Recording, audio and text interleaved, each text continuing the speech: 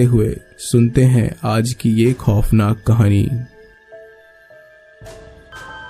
दोस्तों, ये कहानी है लॉकडाउन की। तो लॉकडाउन में ज़्यादातर लोग अपना टाइम पास करने के लिए बहुत सारी चीज़ें करते थे और लॉकडाउन ने ही कई सारे लोगों को कमाना सिखा दिया। तो दोस्तों, आज की जो ये कहानी मैं आपको बताने जा रही हूँ, ये दरअसल तब की बात है कि जब लॉकडाउन थोड़ा थोड़ा कम होने लगा था। उस वक्त मैं अपने गांव गई हुई थी जो कि कानपुर में है। तो कानपुर में जब मैं अपने गांव में गई तो वहाँ पर मतलब कि मेरी बहुत सारी कज़न थी और मेरी आसपास की फ्रेंड्स भी मुझसे मिलने के लिए आ चुकी थी। हम लोग छत पर बैठे बहुत सारी बातें करने लगे।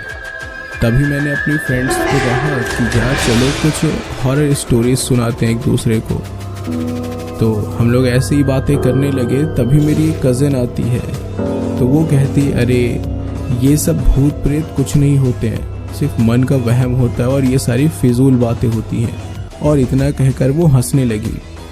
तभी बगल में बैठी मेरी एक कज़न जिसका नाम जन्नत था, तो उसने बोला लगता है इनको आफिया दीदी का मैटर नहीं पता है। तो हम लोगों ने कहा कि आफिया का क्या? तो उसने कहा, अरे आप लोग को नहीं पता कि जो आफिया अपी थी उनके साथ क्या हुआ था? तो अब मुझे भी नहीं पता था। तो मैंने कहा यार बताओ, हम लोग इसीलिए तो बैठे हुए हैं। अब हम लोग सभी एक्साइटेड होकर एकदम ध्यान से वो सारी बातें सुनने लगे। तो जन्नत ने बताया कि जो आफिया है वो मतलब कि उसकी बुआ की सबसे छोटी बेटी थी, जो कि दिखने में बहुत ही ज़्यादा खूबसूरत थी।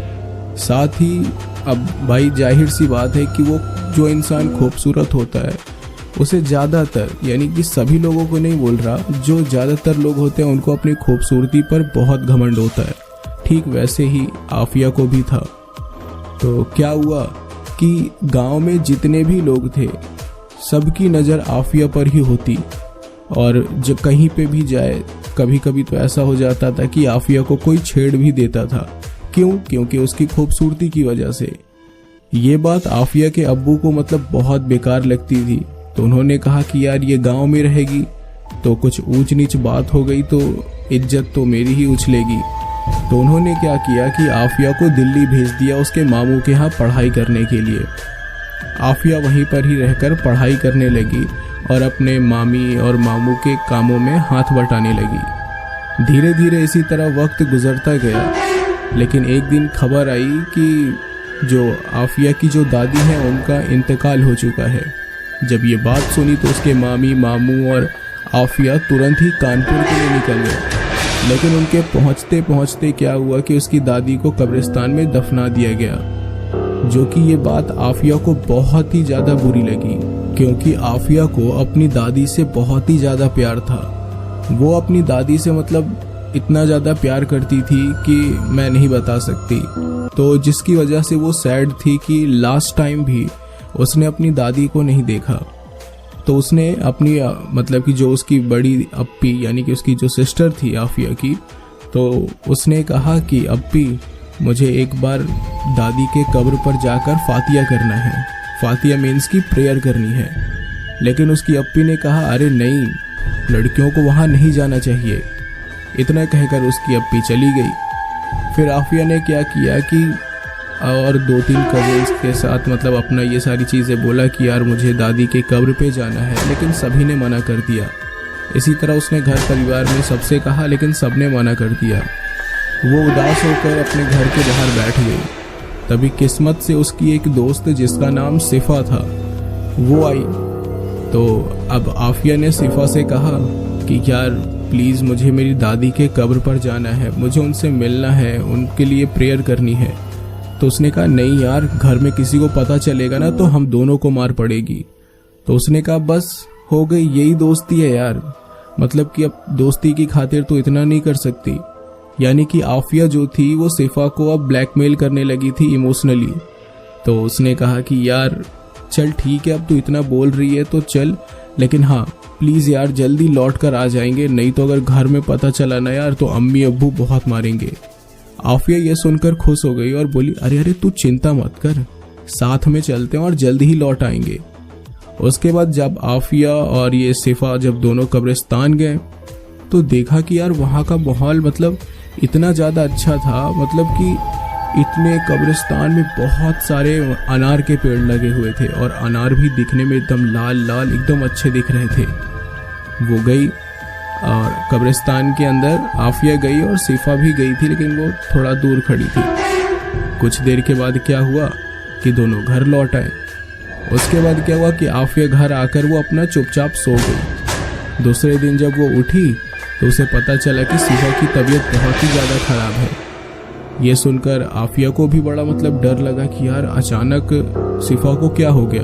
उसे तुरंत हॉस्पिटल ले जाया गया और मतलब बताया गया कि वो पता नहीं क्या इधर उधर की बातें कर रही है। और शाम होते होते क्या हुआ कि आफिया की भी तबीयत खराब हो गई। जब उसके घर वालों ने देखा कि आफिया की तबीयत मतलब इतनी ज़्यादा खराब हो गई है कि उसे भी हॉस्पिटल में एडमिट कराना पड़ा।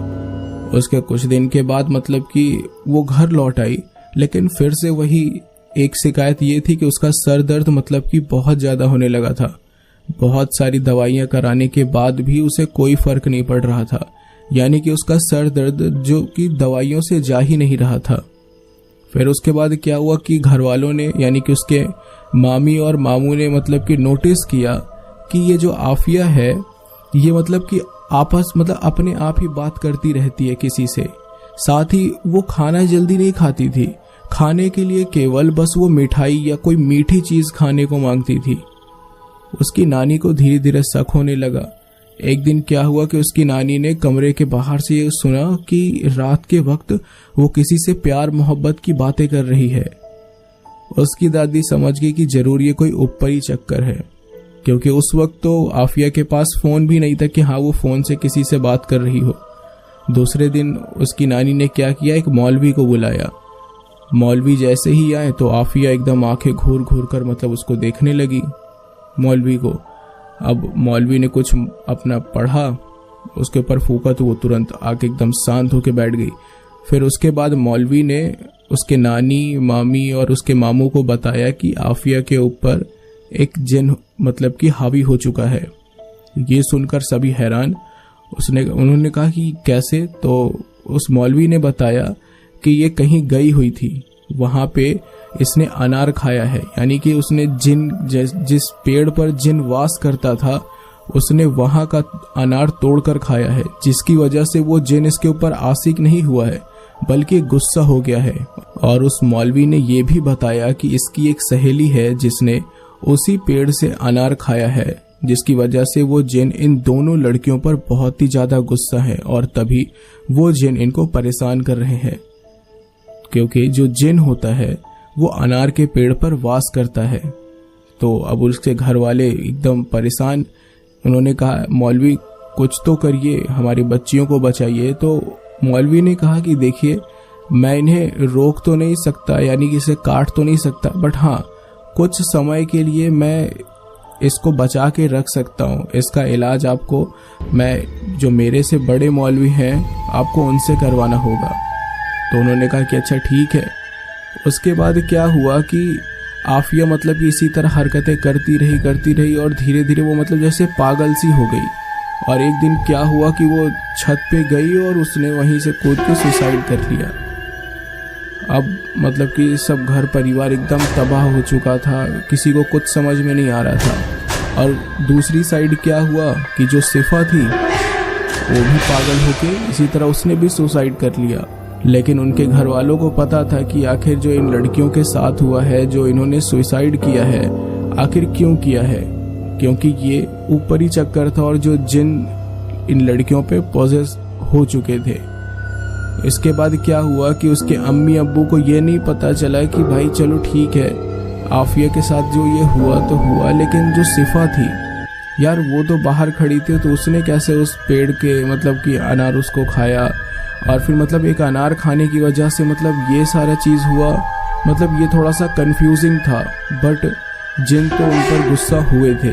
भाई हो सकता है कि अगर जैसे मान लीजिए कि आपके घर पे सामान रखा हुआ है और आपसे बिना पूछे कोई चीज़ वो उठा के इस्तेमाल कर ले, तो जाहिर सी बात है कि आपको तो भाई गुस्सा तो आएगा ही।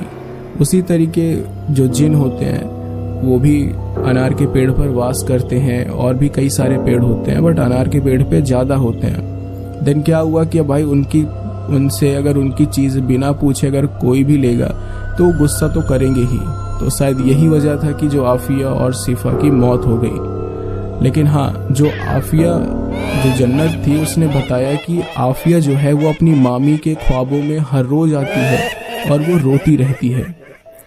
तो अब ये सारी चीज़ें जब स्टोरीज हमने सुनी तो यार लगा कि हाँ यार सच में होते हैं जिन भूत प्रेत। तो गाइज यही थी वीडियो छोटी सी। आई होप आपको ये वीडियो पसंद आई होगी। और हाँ, मैं फिर से यही बोलूँगा कि अगर आप अपना पर्सनल एक्सपीरियंस शेयर करना चाहते हैं तो डिस्क्रिप्शन में ईमेल आईडी दी हुई है, आप वहाँ पर ज़रूर शेयर करें। तो मिलते हैं आपसे अगली वीडियो में, तब तक के लिए गुड नाइट।